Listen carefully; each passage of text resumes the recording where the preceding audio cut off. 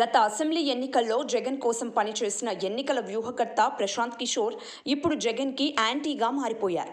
2019 ఎన్నికల్లో వైసీపీ అధికారంలోకి రావడంతో ప్రశాంత్ కిషోర్ కీలక పాత్ర పోషించారు. అలాగే తమిళనాడుతో పాటు ఢిల్లీ, పశ్చిమ బెంగాల్ వంటి రాష్ట్రాల్లో ప్రశాంత్ కిషోర్ వ్యూహాలు పనిచేశాయి.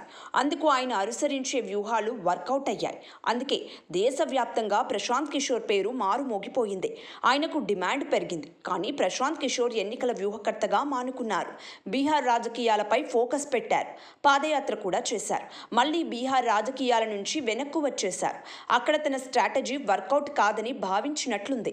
అందుకే ఆయన ఇప్పుడు ఏ రాజకీయ పార్టీకి వ్యూహకర్తగా పనిచేయకపోయినా ఆయన వ్యాఖ్యలు మాత్రం విశ్వసించే ప్రజలు ఎక్కువ శాతం మంది ఉన్నారు. ప్రశాంత్ కిషోర్ అంచనాలు తప్పవని చెబుతుంటారు. అందుకే ఆయన చెబితే ఖచ్చితంగా జరిగి తీరుతుందనే వారు అధికంగా ఉన్నారు.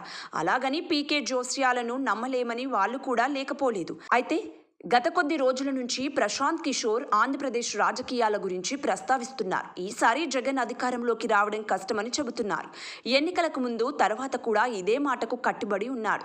అందుకే తాజాగా కూడా జగన్ అధికారంలోకి రావడం జరగదని చెబుతున్నారు. జగన్పై ప్రజల్లో వ్యతిరేకత ఉందన్న ప్రశాంత్ కిషోర్ వైసీపీ అధికారంలోకి రావడం కష్టమేనని తేల్చి చెప్పారు. అయితే ప్రశాంత్ కిషోర్ ఎక్కడో కూర్చొని ఏపీ రాజకీయ ఫలితాలపై ఎలా అంచనా వేస్తారని వైసీపీ నేతలు అంటున్నారు. అయితే ఇప్పటికీ ఏపీలో ఆయన గతంలో ప్రాతినిధ్యం వహించిన ఐపాక్ టీం వైసీపీకి సేవలందించింది. ఒకవేళ ఐపాక్ టీం నుంచి ఆయనకు ఏదైనా సమాచారం అందిందా అన్న అనుమానం కూడా ఉంది. అందుకే ప్రశాంత్ కిషోర్ అంత గట్టిగా కాన్ఫిడెన్స్తో చెబుతున్నారా అన్న వాదన కూడా లేకపోలేదు.